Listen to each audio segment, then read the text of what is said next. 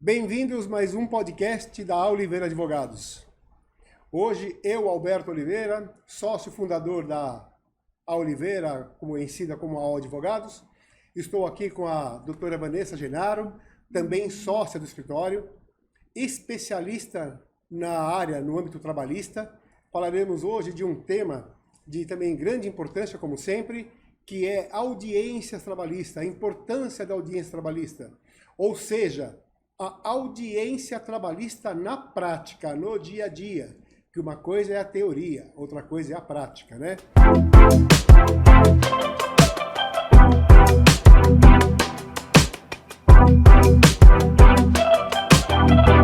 E a doutora Vanessa, uma grande advogada, especialista, como eu falei agora há pouco, sócia do escritório. Vamos abordar aqui que ela vai dar uma aula para nós sobre esse tema, um tema corriqueiro e que ela milita no dia a dia, né, Vanessa? Sim. Com todas essas nuances que envolvem a área trabalhista e as audiências que aumentaram muito nos últimos 8 meses para um ano, correto? Exatamente, doutor Alberto. Primeiro, queria agradecer pelo convite. É uma honra para mim estar aqui representando a área trabalhista. É nossa, né? Muito obrigada. Do AO Advogados, escritório do qual eu faço parte, me orgulho muito disso. Nós também. E queria agradecer muito. E sim, esse é um tema de extrema relevância no direito do trabalho, sem dúvida nenhuma. Legal.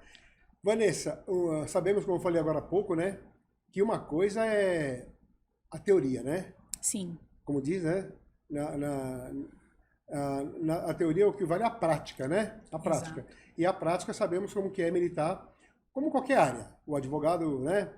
A arte de advogar, o compromisso, a seriedade e tudo que leva o dia a dia de quem está lá diariamente nos fóruns, participando de audiência presencial, virtual e por aí vai, né? Eu fiz só uma colocação agora há pouco, que depois da reforma trabalhista, com a mudança de sucumbência, voltou praticamente a um número muito elevado de reclamações trabalhistas, né? Isso confere mesmo? Confere, isso confere sim. As reclamações trabalhistas têm crescido consideravelmente, as demandas, né, trabalhistas têm crescido consideravelmente. Após a reforma, em torno de 1 ano, 2 anos após a reforma, houve uma queda significativa. Por qual motivo? Por conta da questão dos honorários, né? Porque a reforma trabalhista, ela alterou essa questão dos honorários de sucumbência, então era previsto que, se os reclamantes entrassem com reclamação trabalhista e perdessem, eles poderiam ser condenados ao pagamento dos honorários advocatícios, das custas processuais, mesmo que, eventualmente, eles tivessem os benefícios da justiça gratuita.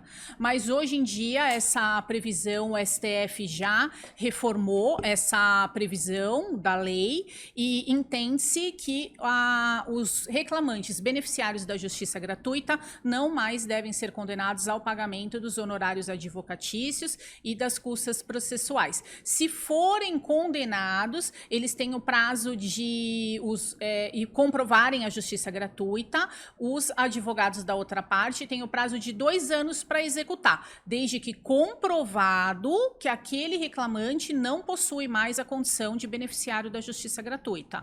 E é uma questão que os advogados das empresas acabam não correndo atrás, né? Entende-se que o reclamante realmente não tem condições para arcar com os custos. Então, em outras palavras, voltou a estaca lá um pouquinho antes da reforma trabalhista. Isso, exatamente. Está aumentando gradativamente. Gradativamente, depois dessa decisão do STF, houve novamente um boom, né, das reclamações trabalhistas, e acredito que talvez esse ano ainda não, mas no ano que vem já deve voltar aos patamares de antes da reforma. Ok.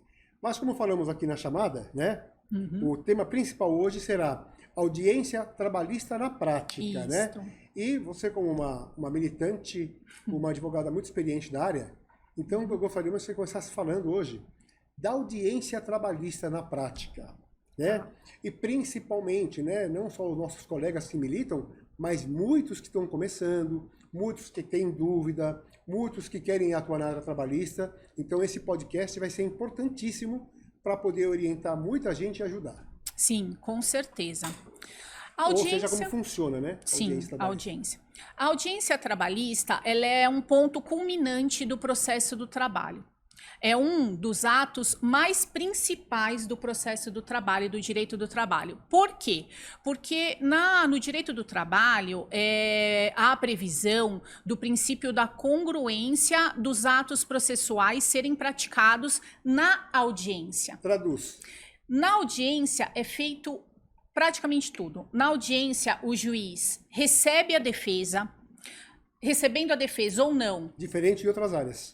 Diferente de outras áreas, exatamente. Em regra, né? O juiz recebe a defesa, ele analisa se há possibilidade ou não de conciliar aquelas partes, ele ouve o depoimento das partes, tanto do reclamante quanto da empresa, né? Do preposto da empresa ou do sócio, ele ouve as testemunhas, ele dá prazo para razões finais e ele ainda pode fazer o julgamento da ação. Então, olha a quantidade de atos processuais que são realizados dentro de uma mesma audiência, dada a sua importância. No processo do trabalho, figura princípios como o princípio da oralidade, o princípio da simplicidade. Então, ali na audiência, tudo isso fica muito claro, porque todos os atos, a maioria, são feitos oralmente, entre os juízes, as partes, as testemunhas, e, além disso, é tudo muito simples. Por exemplo, no processo do trabalho, existe o princípio da irrecorribilidade das decisões. Então, ali na audiência, não é como no cível, por exemplo, que você pode entrar com um agravo de instrumento se você não concordar com alguma decisão interlocutória. Não, no processo do trabalho, você tem que dizer para o juiz, pedir o protesto, para constar os seus protestos, se você não concordar com alguma coisa, mas ali não é o momento do recurso. Você vai ter que, na verdade, voltar a essas questões no momento correto, que é o do recurso ordinário.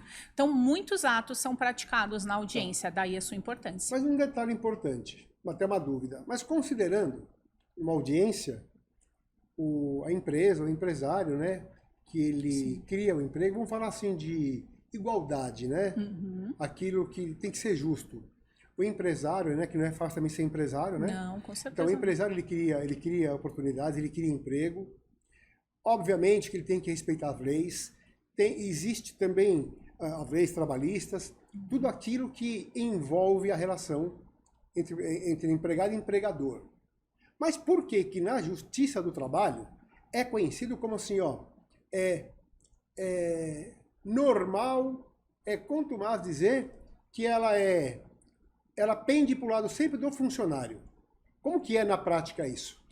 Isso na prática é verdadeiro, mas existe uma justificativa plausível e dentro da lei, que seria o princípio da proteção ao empregado.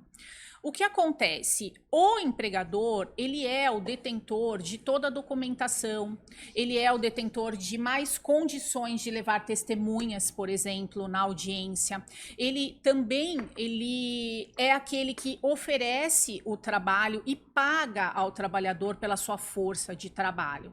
Então, os juízes entendem que o empregado, ele é hipossuficiente. Ele não está nas mesmas condições... Não é por isso que ele tem que ser punido 2 vezes, né?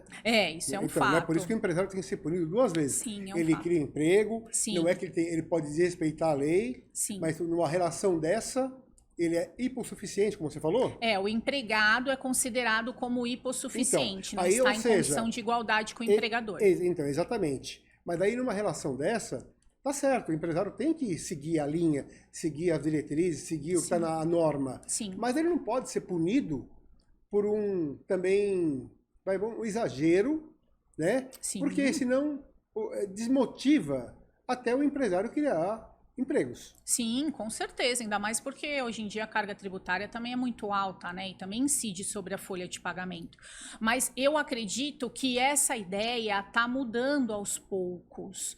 Porque hoje em dia já existe a própria reforma trabalhista, ela já tentou, de uma certa forma, auxiliar um pouco mais o empregador, não retirando benefícios do empregado, como a maioria diz, mas talvez equiparando ali as relações. Porque muito difícil você manter um empregado registrado em CTPS. Até a questão do emprego tem caído significativamente, justamente porque só é contabilizado a questão dos empregados seletistas. Não é contabilizado as outras formas de trabalho quando se fazem essas apurações. E é justamente por isso, porque a carga tributária é muito grande sobre a folha de pagamento, os valores pagos pelo empresário são realmente exorbitantes, mas ainda assim o empregado ainda se encontra numa situação de hipossuficiência, justamente porque nós estamos falando aqui de uma gama de empregados que ganham desde um salário mínimo a 1.200 até 15, 20, 30 mil. Quem ganha 15, 20, 30 mil consegue discutir o seu contrato de trabalho. Muitas vezes quem ganha 1.200, 1.500 não tem essas mesmas condições. Eu entendo, eu acredito que tem que ter realmente a proteção para o lado que é o lado mais fraco, mas sem exagero. Sem exagero. É por isso que na justiça trabalhista a responsabilidade de quem julga, né? Sim, então, muita. A responsabilidade dos juízes que julgam é muito importante. O problema é que eles acabam, normalmente, com base nesse princípio da proteção, ponderando mais para o empregado, o que onera absurdamente o empregador, sem dúvida nenhuma. O que a gente vê muito mais acontecer na prática, com né? Certeza. Agora, considerando o empregador, o empresário, a empresa, né? Ela recebe uma reclamação trabalhista quando chega em suas mãos. Sim. Né, na área trabalhista. Então, entre várias análises, tudo que você vai ter que ver para poder ver um diagnóstico daquela reclamação trabalhista, queria que você explicasse na prática o que é audiência una, audiência inicial, instrução e julgamento. Sim, isso é muito importante porque é a prática pura, né? Essa é a prática pura. Essa é uma dúvida muito comum das empresas, porque cada citação que eles recebem tem uma designação diferente para a audiência. Às vezes eles têm que levar testemunha, às vezes eles não têm que levar testemunha, e muitas vezes as empresas não sabem como funciona. Qual que é a diferença? A audiência inicial. A audiência inicial é aquela em que o juiz vai tentar a conciliação, vai tentar conciliar as partes, vai receber a defesa, vai eventualmente agendar uma perícia. Tudo isso na audiência. Tudo isso na audiência inicial. Tá. Mas não vai ouvir o depoimento das partes e não vai ouvir o depoimento, coletar a oitiva das testemunhas. Não é nesse momento. Não houve a conciliação, ele vai agendar uma audiência de instrução. Tá? Na audiência de instrução, aí ele vai ouvir as partes, pegar o depoimento das partes, ouvir as testemunhas, isso ele já recebeu a defesa anteriormente, tá? Vai dar prazo para razões finais, vai perguntar novamente no final da audiência se as partes não têm mesmo interesse em se conciliar, porque às vezes não tem interesse no começo, mas feitas as provas, a parte muda de ideia. Fala, não consegui provar o que eu queria, então Cada um vai saber não está exagerando, né? Exatamente. E vai ser mais coerente com o seu pedido, né? Isso, exatamente. Então, vamos tentar a audiência. Tenta essa última audiência, tenta essa última proposta de conciliação e depois vai para o julgamento. O julgamento pode ser feito na audiência ou agendado uma nova data.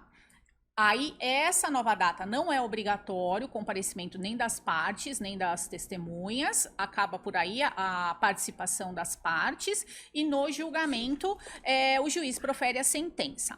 Já a audiência una, é feito tudo isso de uma forma só. Tanto a proposta de conciliação, quanto o depoimento das partes, quanto a oitiva das testemunhas, quanto eventualmente razões finais e sentença. Tudo pode ser feito num ato processual só. Tudo se resolve naquela audiência. Tudo se resolve naquela audiência. Então, quando é audiência una, tem obrigação de levar testemunhas. Quando é audiência inicial, não. Isso que é o mais importante na prática. Uma questão. Como que se define? Se ela é una, se é inicial, se é instrução ou julgamento?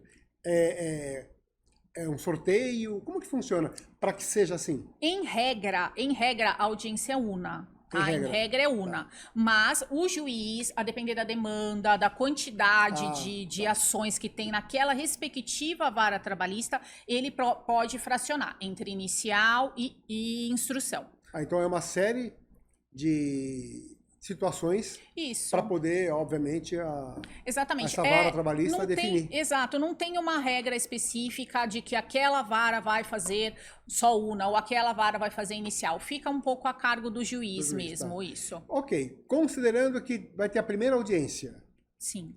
A primeira audiência está marcado lá. É obrigatório na primeira audiência que se leva a testemunha? Depende do tipo de audiência. Se é audiência inicial, não precisa levar testemunha. Se é audiência de instrução, precisa, porque é o momento da produção das provas. E se é audiência una, precisa também, porque também é um momento para a produção das provas.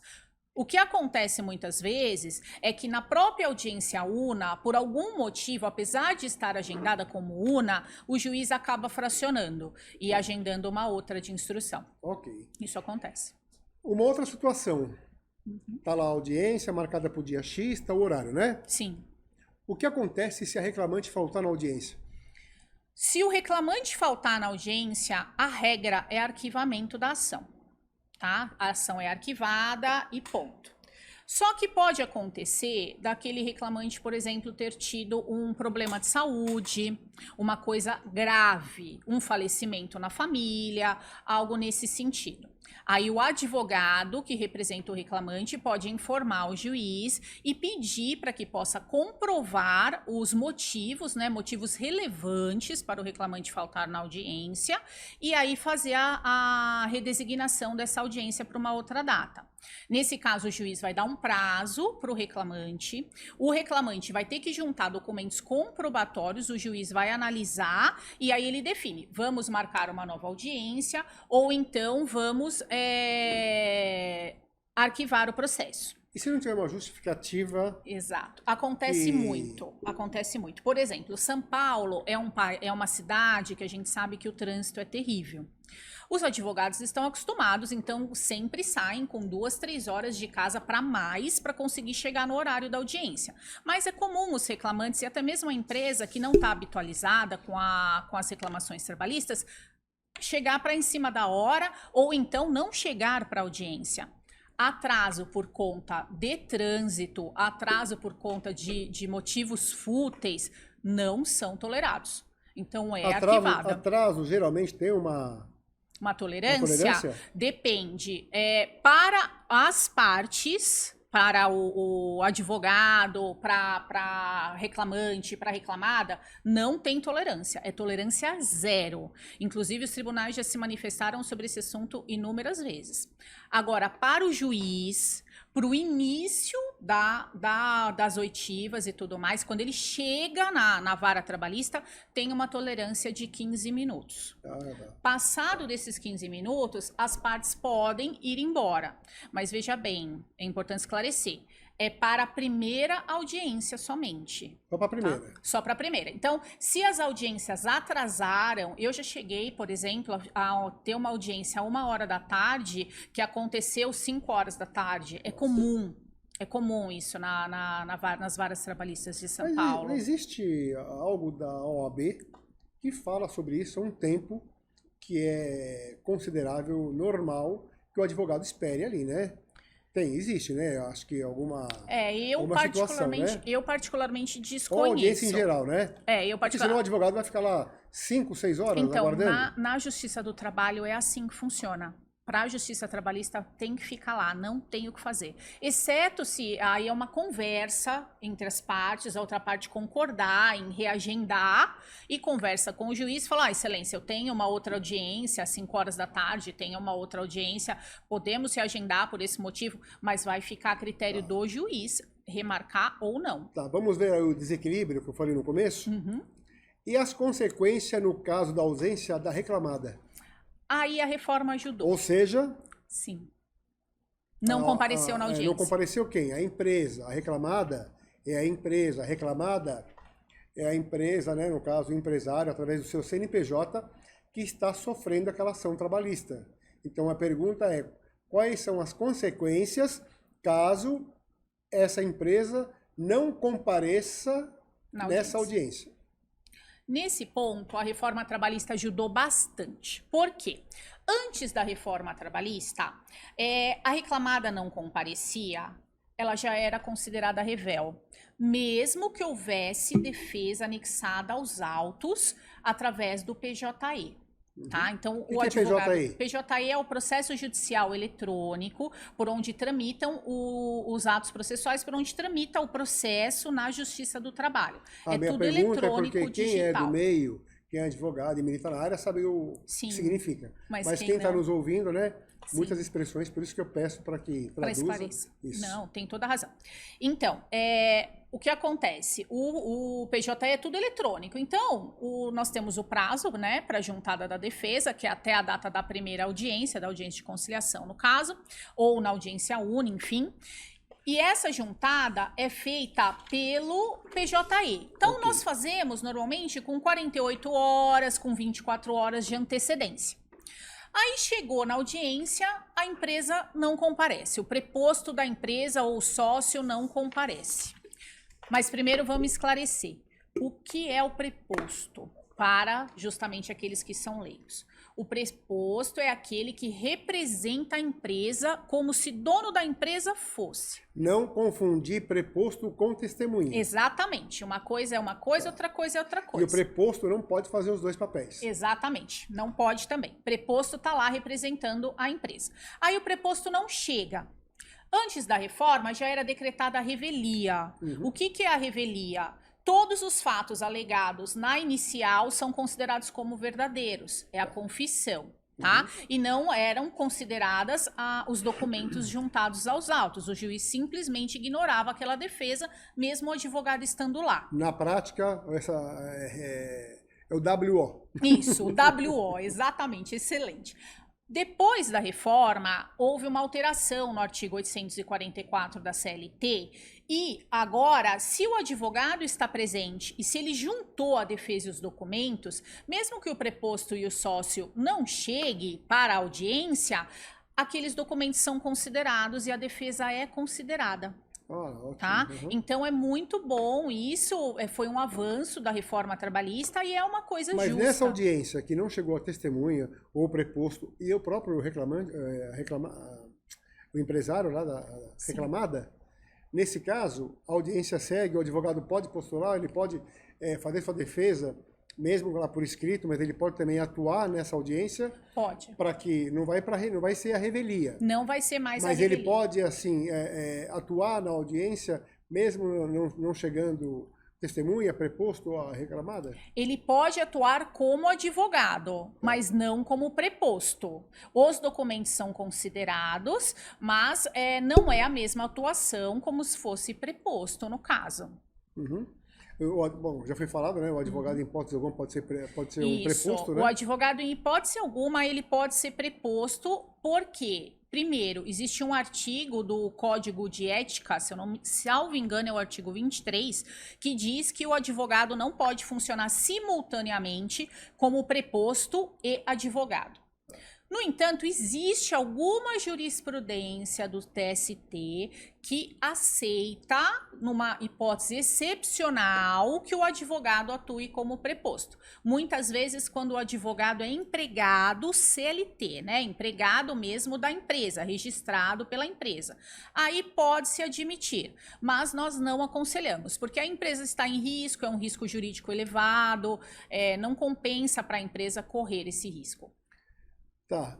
Tudo isso, assim, é puramente prática, tá? Então, Sim. por isso que eu faço a pergunta, nada do juridiquês e nada da questão daquilo que uma advogada como você, que milita e conhece muito bem a área, perguntas teóricas que, obviamente, vai dificultar para quem quer saber como que é o dia a dia, né? Numa sala, numa vara trabalhista, numa sala de audiência, né? Sim. No caso, como que funciona o depoimento da parte? Depoimento da parte. A audiência inicia, o juiz vai fazer... Até fazendo assim, já a pergunta, completando, né? O advogado pode perguntar diretamente para a parte e a testemunha? Tá. Como que funciona? O juiz vai iniciar a audiência. Primeiro ele vai, como eu já disse, falar da proposta conciliatória. Posso interromper? Pode. Já interrompendo? Claro. Então tá bom, antes de você responder, vamos simular aqui que nós temos uma vara trabalhista. Sim. E você é a juíza ou o juiz que está aqui. Sim. Porque como que funciona aqueles que sentam do lado direito e senta do lado esquerdo. Sim, sim. E o porquê disso? Sim. Primeiro ponto, entrou para audiência, o juiz vai estar sentado aqui, no centro da mesa, ao lado dele, ou desse lado, o analista, que vai redigir a ata, tá? O assistente do juiz. Muitas vezes o Ministério Público pode estar também sentado aqui deste lado. Entrou as partes do lado esquerdo, que é o que a gente costuma dizer, do lado do coração do juiz, vai estar o reclamante. Sempre, reclamante e advogado. Do lado direito, a empresa, que é a reclamada, que aí viria o advogado e a empresa. Normalmente ficam os advogados e as partes, porque o advogado tem que ler a ata de audiência, que está expressa ali num visorzinho, ele vai acompanhando. Tá. Iniciada a audiência, o juiz vai perguntar sobre a proposta conciliatória, se as partes têm interesse na conciliação, se já conversaram, porque é muito comum também os advogados conversarem sobre acordo já na sala de espera. Às vezes, quando demora muito a audiência, as partes já começam a conversar, os advogados, e já entram num consenso. Entraram no consenso, o juiz redige a ata de conciliação. Não entraram no consenso, vai começar o depoimento das partes. O juiz pede para o reclamante sentar ao seu lado ou na sua frente e ele vai começar a fazer perguntas para o reclamante. Tá. Antes disso, ele ainda pede para o representante da empresa sair da sala. Por que isso? Para não... Inibir. Não só para não inibir. Por exemplo, eu estou ouvindo o reclamante falar. Eu já sei as respostas do reclamante. Quando eu vou responder, quando o preposto vai responder, ele já vai responder rebatendo. Uhum. Então, o juiz não quer, na verdade, que o preposto saiba o que o reclamante vai dizer, porque pode induzi-lo a determinadas respostas. Feito isso, o juiz começa a perguntar para a parte, ou o juiz dá a palavra para o advogado da reclamada. Do lado contrário. Isso, do lado contrário da reclamada. O juiz pode fazer as perguntas ou ele dá a palavra. Feitas as perguntas pelo juiz, ele abre para novas perguntas para o advogado do reclamado. O advogado do reclamado pergunta para o juiz analisa se a pergunta é pertinente e faz a pergunta para a parte. Isso é muito importante, porque muitas vezes, quando a parte não está claro para a parte como é aquela audiência, como vai ser aquela audiência, ela é pega de surpresa. Aí ela pega e fala assim, por exemplo, doutor, se ela vai falar com o advogado e não pode. A parte tem que falar só com o juiz no momento do depoimento. E o juiz também só com a parte. No entanto que os advogados não se dirigem nem ao preposto e nem ao reclamante no momento da audiência. Feito sempre isto, se dirige ao juiz da sempre se que dirige tá ao juiz. presidindo a audiência. Exatamente, porque o juiz vai avaliar a pertinência daquela pergunta ou não. Tem juízes que já abrem direto para a pergunta para o advogado faz a pergunta e a parte responde. Tem juízes que não, que ouvem e fazem, mas a regra é que o juiz vai ouvir e vai replicar a pergunta para quem está sendo não ouvido. concordando com aquela pergunta do advogado? Ele vai dizer, doutor, indefiro a sua pergunta, e aí nós pedimos normalmente para constar em ata Isso que de eu ia falar audiência. agora. Importante, né? Sim. O juiz, obviamente, o papel dele pode indeferir. Pode. Mas tem que constar em ata. Sim, Por tem quê? que Porque constar aquilo em pode ser ata. importante Num recurso. no recurso, né? Isso. Então, ou seja, olha que dica importante, né? Por quê? Porque muitas vezes, normal, em muitas audiências, o juiz indefere uma pergunta do advogado da reclamada. Porém, constando ali na ata, isso vai ajudar muito lá na frente num recurso que essa empresa possivelmente vai ter que entrar. Tá certo? Exatamente, porque pode caracterizar um cerceamento de defesa. Tá. Uhum. Porque aquela pergunta, às vezes o juiz não entendeu que ela era importante para elucidar um fato. Ele acaba indeferindo, aí nós pedimos para tudo bem, sem problema, excelência, vamos constar, por gentileza, consta nossos protestos, e aí ele consta a pergunta e protestos da reclamada. Tá. Na sequência, vem a oitiva do preposto, se a parte assim quiser, a outra parte, e aí da mesma forma, quem faz pergunta para o preposto é o advogado do reclamante para o juiz e o juiz replica. O importante de dizer, no depoimento da reclamada, do preposto da reclamada, o advogado da reclamada não faz pergunta. No depoimento do reclamante, o advogado do reclamante não faz pergunta. Eles só fazem perguntas para as partes contrárias, no caso. Aham. Feito isso, ouvidas duas partes, começam-se as oitivas das testemunhas, Uhum. tá? Em regra, a oitiva da testemunha é primeiro do reclamante, porque é ele quem está alegando. Ele está alegando ao que aquela empresa não lhe pagou, as horas extras, por exemplo.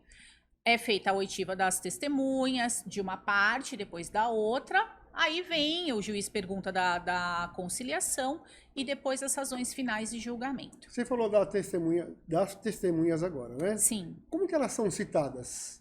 As Como que testemunhas- funciona isso? Porque muita gente tem dúvida, né? Sim. Muitas vezes um reclamante, ele procura um advogado, entra com uma ação trabalhista e ele mesmo já indica pessoas para o advogado que podem ser testemunha do caso dele. Sim. Mas muitas vezes não, né? Então, Sim. Como que funciona a citação das testemunhas? A parte tem que, na verdade, saber aquelas pessoas que ela quer que testemunhem a seu favor, tá? Na Justiça do Trabalho é permitido que o reclamante convide as testemunhas a comparecerem à audiência. espontaneamente. Espontaneamente ou através de convite escrito. Algumas varas dão o modelo. Que aí, esse convite escrito é uma intimação. É uma intimação, Né? exatamente isso, mas ele que faz. A parte, as varas trabalhistas, algumas dão o modelo, outras são feitas pelo próprio advogado, cabendo também a prova do convite através de WhatsApp. Hoje em dia está sendo aceito, inclusive, através de WhatsApp. Aí o reclamante demonstra, convida aquela testemunha, tem a data da audiência, tem o horário, tem que ter o endereço, tudo bonitinho. Chegou em audiência, aquela testemunha comprovadamente convidada, através ou dessa carta que tem que estar assinada pela testemunha ou através do WhatsApp, que não é indicado, mas pode ser aceito a depender do juízo, e aquela testemunha não compareceu, o juiz pode mandar buscá-lo coercitivamente através do oficial de justiça, e se ele não quiser vir, dá um desacato, e aquela testemunha, na verdade, pode até ter que pagar multa, se não comparecer. Tá. Ainda em relação à testemunha, o que é a expressão que muito se usa? O que é contradita? A contradita é muito importante, muito técnica. Então, muitas vezes, as partes e as testemunhas, elas não sabem o que significa. E é de extrema importância para o advogado, principalmente na área trabalhista. Por quê? A contradita é a alegação de uma das partes de que daquela testemunha da outra parte, ela é impedida ou suspeita de depor.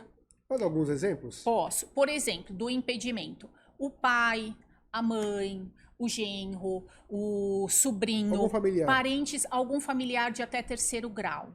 Não pode testemunhar em favor daquela pessoa. O seu depoimento não tem valor probatório. O juiz pode até ouvi-lo como declarante, mas não como testemunha. Vai ter uma força ali. Tem pra... uma força. Além não disso, vai ter, né?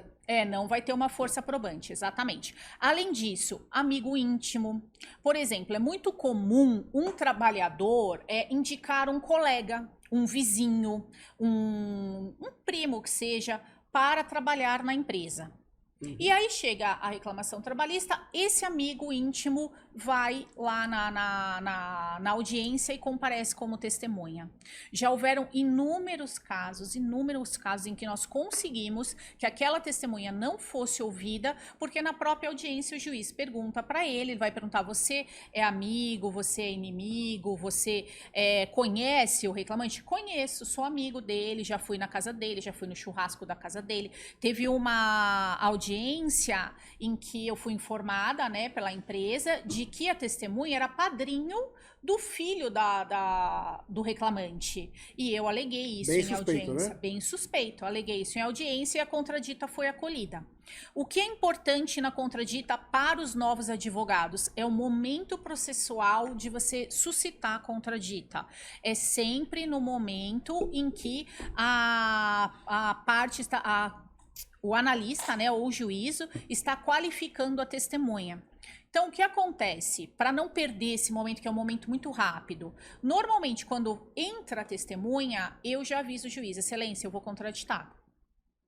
Aí o juiz pode perguntar por qual motivo, aí você fala amizade íntima, ele é inimigo da reclamada, já aconteceu também. Uma coisa muito importante também, que as testemunhas ficam, obviamente, um pouco perdidas numa audiência, obviamente que aqui é o caso trabalhista, mas em geral, Sim. né?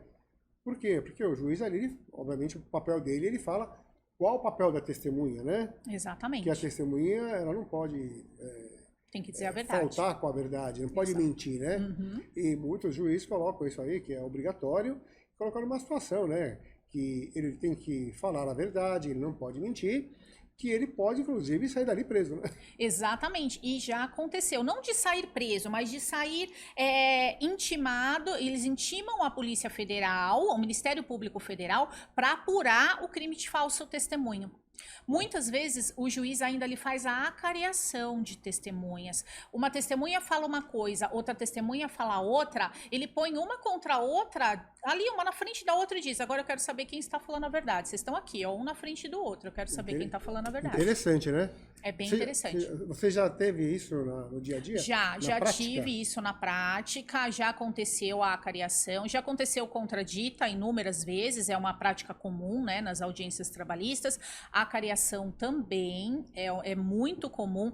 Já aconteceu do preposto falar uma coisa diferente da testemunha da reclamada e a mesma coisa do reclamante falar uma coisa diferente da testemunha que ele convidou. Por exemplo, isso acontece muito com o intervalo para refeição e descanso. O advogado pede o intervalo, só que ele não sabe se o reclamante fazia ou se ele não fazia, ou eventualmente o reclamante passou para ele que não fazia, mas ali no momento da audiência o reclamante fala, não, eu fazia 1 hora para refeição e descanso. Aí esse assunto já está confesso, não tem mais provas a serem produzidas. Mas aí quando a parte, o juiz ou o advogado da outra parte pergunta para aquela testemunha, como era a jornada de trabalho daquele reclamante, aí a testemunha pega e fala, olha, ele fazia muitas horas extras, inclusive ele não parava para almoçar. Fala mais do que deve. Ah, sim. Aí aquele testemunho perde o seu valor probante para o juiz, né? Na audiência, é o melhor momento para um acordo trabalhista? Como que você vê? Sem dúvida. Sem dúvida, a audiência, Só um principalmente... detalhe, né? Um acordo trabalhista, caso a empresa, o reclamante, deixou de cumprir Com as suas com algumas obrigações. das verbas ou obrigações daquilo lá, né? Porque senão tem que falar em acordo, né? Exatamente, sem dúvida nenhuma. A empresa tem que brigar pelos seus direitos se ela está correta. Inclusive, nós no escritório, quando chega a reclamação trabalhista, nós já fazemos essa análise baseado na documentação que a empresa encaminha. Mas é comum demonstrar um espírito conciliatório, principalmente para o juízo. Então, a gente aconselha que as empresas eventualmente façam uma proposta conciliatória, nem que seja de um valor ínfimo, para demonstrar ali uma vontade de se conciliar e encerrar o processo. Um processo trabalhista, ele pode ser muito caro e muito oneroso para as empresas, porque os juros é elevado, correção monetária é elevada, e quanto mais tempo aquele processo continua, mais caro ele fica, independente das verbas que são deferidas. Às vezes é deferido, sei lá, verbas de R$5.000, quando vai pagar daqui 2, 3, 4 anos, está 25, está 30. Então, por isso que muitas vezes o acordo é aconselhável dentro, claro, de um valor justo. Lembrando, o acordo, ele é a concessão mútua das partes. O acordo não é sentença. É muito comum nós como advogados de empresa, em grande parte, chegarmos em audiência de conciliação, audiência que você está discutindo o acordo, e o advogado da outra parte querer falar em mérito, querer falar, mas não pagou isso, não pagou aquilo. Aquele não é o momento, aquele é o momento para se conciliar, é para verificar mútua, né? concessão mútua, porque se for para discutir o que pagou, o que não pagou, vamos instruir. Seguir a audiência. Exatamente, vamos instruir. Ali é o momento para dizer, reclamante, o que é um valor que você considera razoável para nós encerrarmos esse processo aqui e parar de ter dor de cabeça, tanto para você quanto para nós, para a empresa seguir a vida dela, para você seguir sua vida e ponto. E na audiência é o melhor momento, porque a audiência, o juiz está lá para auxiliar, o juiz também quer a Justiça do Trabalho, ela é voltada para conciliação, então o juiz vai dar um auxílio para tentar chegar num valor razoável, o reclamante está ouvindo o que a reclamada tem a dizer, a reclamada está ouvindo o que o reclamante tem a dizer, então ali, sem dúvida, é o melhor momento. Então o ditado assim, ó, mais vale um acordo que uma demanda Isso. é praticado realmente no dia a dia, né? Exatamente. É mais vale um mau acordo do que uma boa demanda. Um mau acordo. É, um mau acordo do que uma boa demanda. Porque uma boa demanda vai ter juros e correção monetária para qualquer verba que você perder. Então, o valor lá na frente sempre fica muito maior. Sem contar a dor de cabeça, Sim. O desgaste. o desgaste, os problemas, Isto. aquilo que a empresa vai saber o que pode ou não acontecer, se ela realmente deixou de praticar qualquer norma, qualquer verba. Sim. E aí está lá na frente ainda uma audiência, os valores, como você falou, a correção é muito elevada. Exato. E pode virar um passivo trabalhista sem controle, né? Exatamente, sem controle de valores muito altos. Ali na audiência você muitas vezes consegue um bom parcelamento, que não há obrigatoriedade nenhuma da parte no final do processo aceitar um parcelamento, no máximo pelo artigo 916 do CPC, que é os 30% de entrada mais 6 parcelas. Mas muitas vezes uma ação de 200, 300, 400 mil, uma condenação, 30% mais 6 parcelas é pouco. A empresa precisa parcelar mais. E se o reclamante não quiser, ele não precisa aceitar. Agora, vamos imaginar, teve uma audiência trabalhista, não teve um acordo, né? Não é uma audiência una, vou deixar bem claro. Vai prosseguir para ter o juiz, a juíza fazer, né, a análise para depois ter uma sentença sobre esse caso trabalhista. E as partes têm que aguardar para saber, né, para quem foi favorável, para quem foi desfavorável. Nesse intervalo, que não foi uma sentença ainda, as partes podem um procurar o outro lá e fazer um acordo judicial?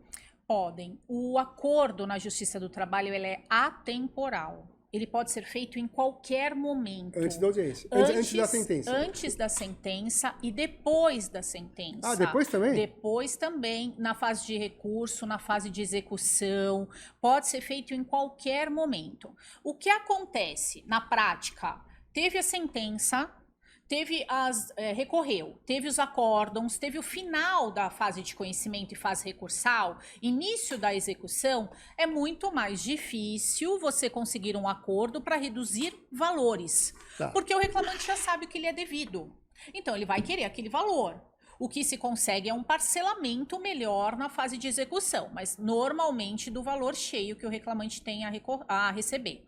Não obstante, o reclamante pode aceitar, por exemplo, é devido para ele 30 mil reais, ele aceita um acordo de 70 mil reais, ele pode aceitar, só que aí vai ser submetido ao juízo e o juízo pode negar aquele acordo. É submetido à apreciação do juízo. Mesmo que for interesse do reclamante. Mesmo que for interesse do reclamante, o juízo pode não aceitar. Um exemplo, claro.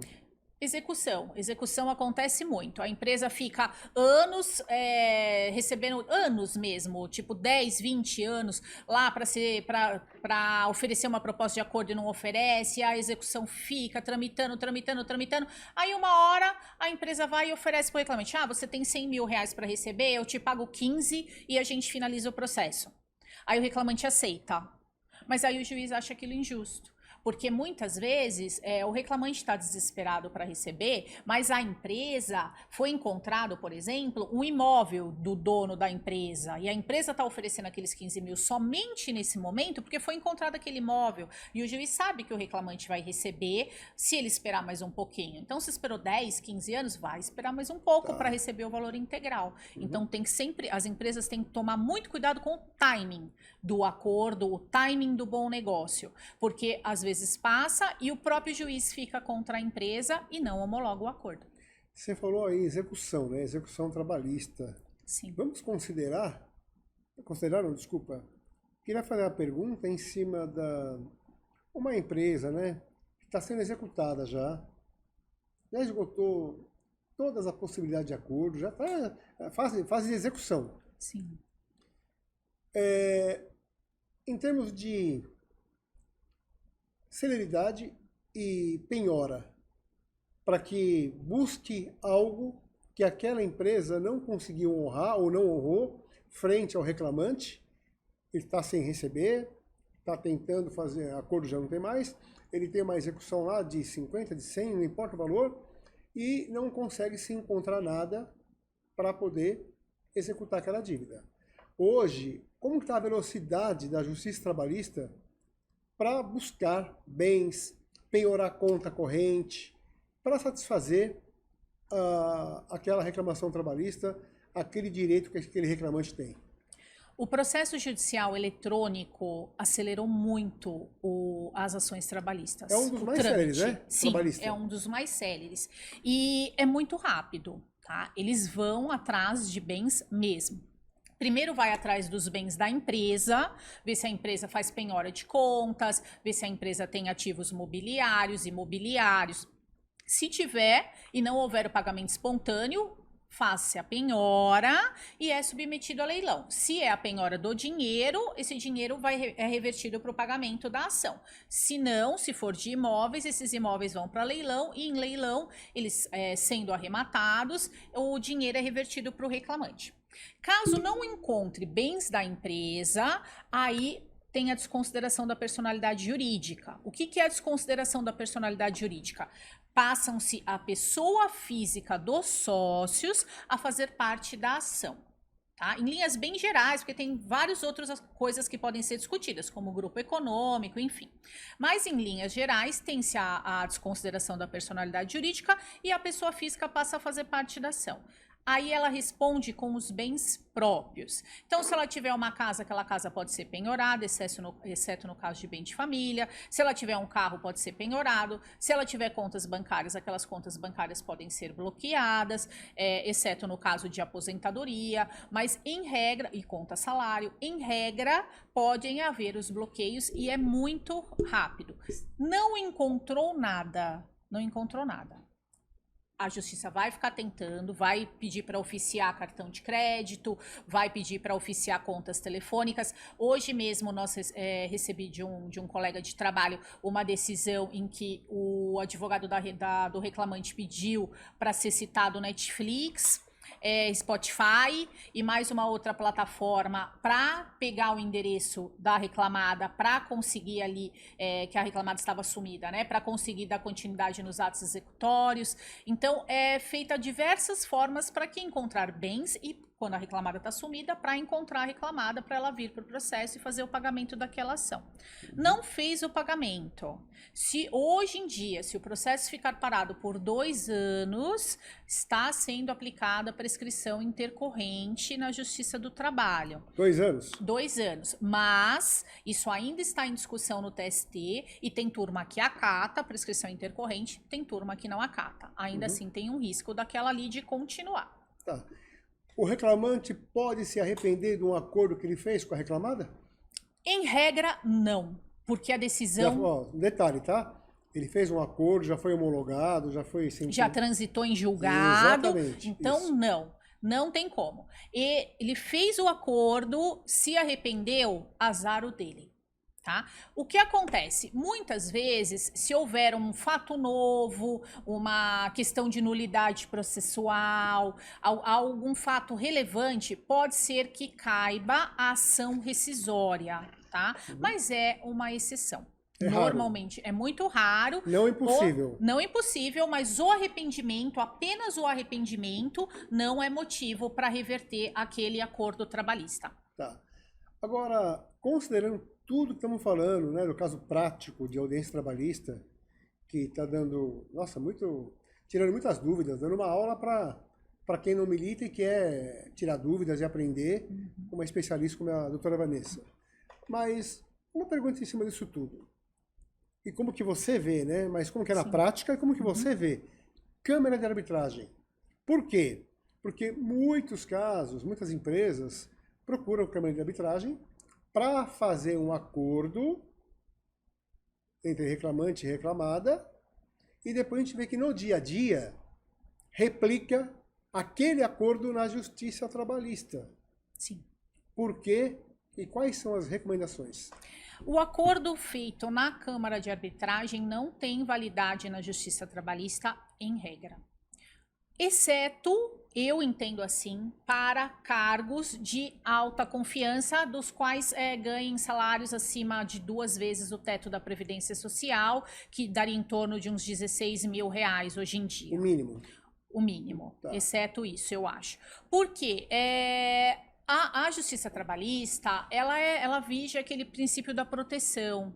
E na Câmara Arbitral, não necessariamente esse princípio vai vigir. Né? Na Câmara Arbitral é uma relação entre particulares que estão ali negociando. Então tem que se descaracterizar para ter validade essa hipossuficiência.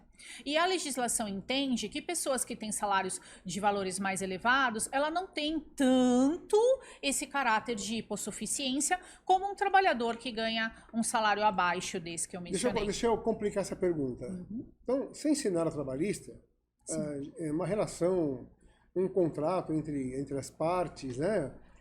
Qualquer tipo de contrato, geralmente as partes que têm assim um interesse, menciona ali Submetem a Câmara submeter uma câmara arbitral, tá Sim, certo? sim, e é válido. É válido, Sim, ok? Então aí se tiver uma situação e tiver um acordo passar por uma câmara arbitral, será respeitado. sim.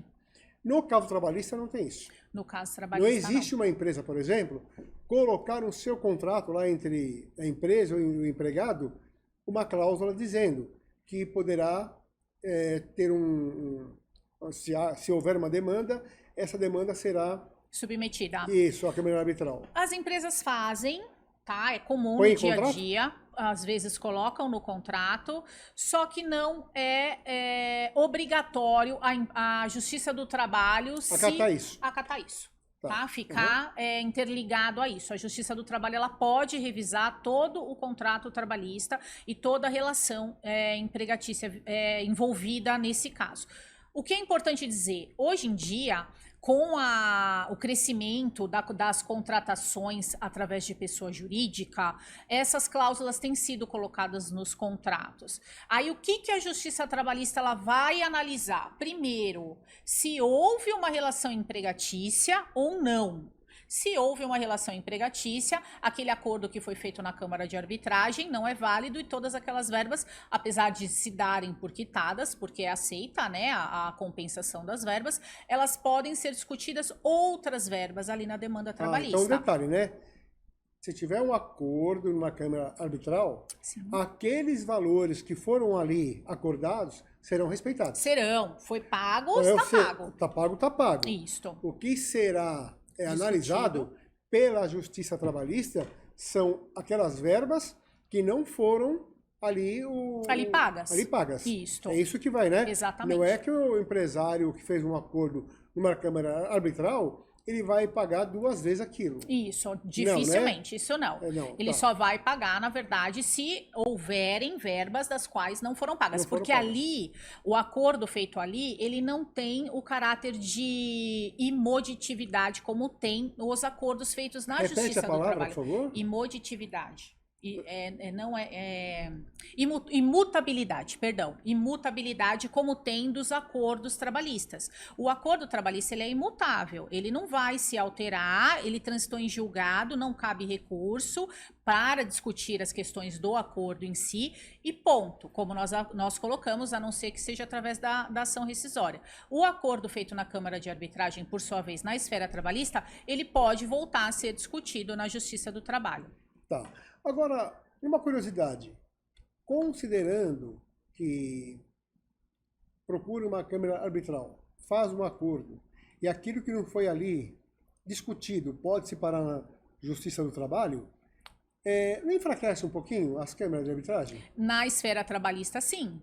Mas a Câmara de Arbitragem, o foco dela não é a área trabalhista, sem dúvida nenhuma. Mas muitos fazem. Muitos fazem. Mas, na verdade, acaba servindo como um auxílio até para aquele empregado, porque ele vai ter alguma verba paga, né, na Câmara de Arbitragem. Também não vai ficar totalmente desguarnecido. Ele não vai chegar para um árbitro, a empresa vai chegar para um árbitro e vai falar, olha, eu não vou pagar as verbas decisórias, não vou, porque o árbitro vai analisar aquilo. Muitas vezes, o que é levado para a Câmara de Arbitragem? Um parcelamento de umas verbas decisórias que estão muito altas, aí é levado um parcelamento, a empresa está sem condições naquele momento, aí leva-se para a Câmara de Arbitragem, a Câmara de Arbitragem eventualmente impõe uma multa, olha, caso não cumprido, vai ser paga uma multa que pode ser executada pelo reclamante.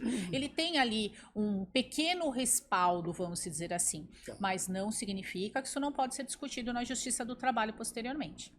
pela tua experiência, o que enseja muitas reclamações trabalhistas? Olha, eu acho que muitas vezes erros do RH, por isso que um acompanhamento jurídico efetivo, preventivo, é extremamente importante. Compliance, né? O compliance também, o compliance preventivo é muito importante porque vai minimizar esse risco trabalhista. Questões de falta de entendimento da legislação, que acaba ensejando erros do setor de recursos humanos, também são causas bastante grandes assim, para a reclamação trabalhista. E eu acho que mais, talvez, do que tudo, a questão do tratamento do empregador ou dos seus superiores, dos seus prepostos, né, com os empregados. Nós temos muitas reclamações com pedidos de indenização por assédio moral, assédio moral, sexual, dano moral, Fala exatamente. um pouquinho sobre isso, porque a gente percebe que em muitas reclamações o valor do pedido ali se divide, né? Sim. Nas próprias verbas trabalhistas, Sim. assédio moral e dano moral. Sim. Esse assédio moral e dano moral tá na moda? Então, nem sempre a gente pode dizer que houve mesmo um assédio ou um dano moral. O que acontece? Em muitas reclamações trabalhistas, os advogados acabam colocando o pedido de indenização por dano moral como uma prática para que as verbas devidas pela empresa não sejam todas caracterizadas como salariais. Possa ter ali uma verba indenizatória para estimular o acordo. Por quê? Um acordo celebrado com verbas salariais, ele vai ter a incidência de contribuição previdenciária e fiscal. Então, não tem jeito. A empresa, além de pagar aquele acordo, ainda vai ter que pagar uma contribuição previdenciária. Uhum. Se tem, por outro lado, um pedido de indenização por dano moral, mesmo que tenha ocorrido ou não esse dano moral, que cabe prova pelo reclamante, a empresa pode considerar aquelas verbas como indenizatórias. Não engessa tanto a reclamação trabalhista para fazer o acordo. Então, não é uma coisa totalmente negativa para a empresa. No caso, um reclamante que, através do seu advogado, ele pede ali um dano moral ou um assédio moral, Sim. mas e que se comprova que não teve nada disso. Sim. Na verdade, a prova é do reclamante. Então, o reclamante vai ter que produzir a prova no sentido de que houve aquele dano moral efetivo, de que houve aquele assédio moral efetivo. Comprovado. Tá? Comprovado. É ele que comprova. E a reclamada faz o que a gente chama de contraprova. Então, ele tem que ter uma testemunha que viu o reclamante sendo xingado, por exemplo, o reclamante sendo ofendido, o reclamante sendo humilhado. Essas provas normalmente são testemunhais. Pode acontecer, claro, provas em termos de WhatsApp, conversas de WhatsApp ofensivas, ofensas em grupo de WhatsApp, isso pode acontecer também. Mas a prova é do reclamante, ele tem que comprovar. E a reclamada, eventualmente, faz uma contraprova. No entanto, que o que acontece muito em audiências, que é o nosso tema relevante aqui, o reclamante não trouxe testemunha sobre o dano moral, eu também não apresento a contraprova. Tá. Entendeu? Vanessa, para concluir essa aula sobre prática de audiência trabalhista, né? Ou seja, audiência trabalhista na prática mesmo. E você, como já falamos muitas vezes, né? Uma advogada militante, conhecedora, especialista na área, pós-graduada, concluído o mestrado. Concluir no mestrado. Quais são as dicas que você dá para quem quer iniciar nessa área, ou mesmo quem já atua, mas quer dicas, quer conhecimento, nunca é demais, né? Sim, com então, certeza. O que você diria? Eu vou falar o mais importante. Não tenha medo do juiz. Tenha respeito. O juiz não é inimigo dos advogados, o juiz está lá fazendo o trabalho dele, como Cada um você... faz sua parte, né? Exatamente. O advogado faz sua parte, o juiz faz a Isto. dele, o promotor faz a dele. Exatamente. É importante, olha as prerrogativas da OAB, atentem-se a elas, que essa dica da doutora Vanessa é muito importante, né? Não é só no âmbito trabalhista, em qualquer âmbito, né? Mas as prerrogativas do advogado, não só ele tem que se impor e ser respeitadas, mas principalmente pela postura do advogado. Isso aí é determinante. Sim, com certeza. O juiz não é inimigo, ele é uma pessoa, está fazendo o trabalho dele, não tenha medo do juiz. O juiz indeferir uma pergunta está dentro do trabalho dele, pede o protesto, depois em recurso você recorre. E mais do que tudo, seja transparente com o seu cliente. Seja empresa ou seja reclamante, seja empregado, seja transparente. Explique para ele que todo processo tem um risco. Não é porque é o reclamante que vai ganhar tudo que está pedindo. Não é porque é a reclamada que vai perder tudo que está pedindo. O advogado tem que ser realista, tem que ser sincero, tem que falar a verdade. Converse com as testemunhas, ouça o que elas têm a dizer. Eu não peço para a testemunha mentir. Nós não trabalhamos assim. A gente trabalha com a verdade. E com a verdade a gente ganha processo. Porque as empresas têm as suas obrigações, têm que fazer também uma análise interna. Olha, isso está errado, isso está certo, vamos corrigir aqui, vamos corrigir ali. Acima de tudo, seja transparente com o seu cliente e na audiência não tenha medo do juiz. É uma situação tensa.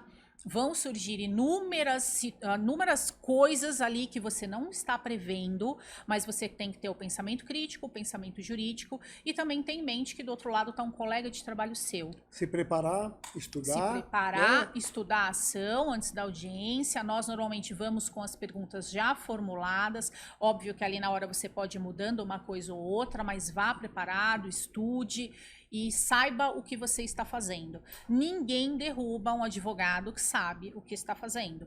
Esse acho que talvez é o grande segredo da audiência. No nosso caso, na advocacia, na Oliveira Advogados, né? Nós trabalhamos, vamos falar que é 90% do nosso dia a dia é para reclamada, né? Sim, empresa. Nós temos alguns casos de reclamantes, mas são indicações de pessoas muito próximas da gente. Exato. O nosso negócio mesmo é defender a reclamada, né? Sim. No dia a dia. E, obviamente, com essas dicas que você passou, principalmente do compliance, principalmente as dicas, o porquê de muitas empresas, né? Faz parte normal de um CNPJ, ter reclamações trabalhistas, mas ter o preventivo para não ter um passivo trabalhista, né? Sim, muito Isso é mais importante. Saber contratar bons profissionais, sim, tá bem amparado, obviamente, e você vai conseguir, com esse preventivo e um compliance, diminuir muito as suas questões que levam a um destempero, chateação, muitos empresários ficam desmotivados. Sim. Mas por quê? Porque ele só ataca o problema, não a causa, né? Exatamente. O compliance, ele serve justamente, um dos principais motivos do compliance é este. Evitar o passivo trabalhista e reter talentos, né? O compliance, sem dúvida, ele auxilia muito nisso e as empresas que têm o compliance, elas têm diminuído o seu passivo trabalhista, têm diminuído a questão das audiências. Não é fácil uma audiência trabalhista, o advogado tem que estar muito preparado e você lida, como eu disse, com situações inesperadas a todo momento. É testemunha que te falou uma coisa lá fora, entra lá dentro, fala outra completamente diferente, você tem que arrumar um jeito ali de consertar aquilo. Já chegou a eu ter audiências que eu pergunto, você conhece fulano? Não conheço. E a pessoa antes falou que conhece, que foi, que viu, que é amigo, que não conheço. Faz churrasco no final de semana? Faz churrasco, exatamente. Então você fala, não conhece, tá.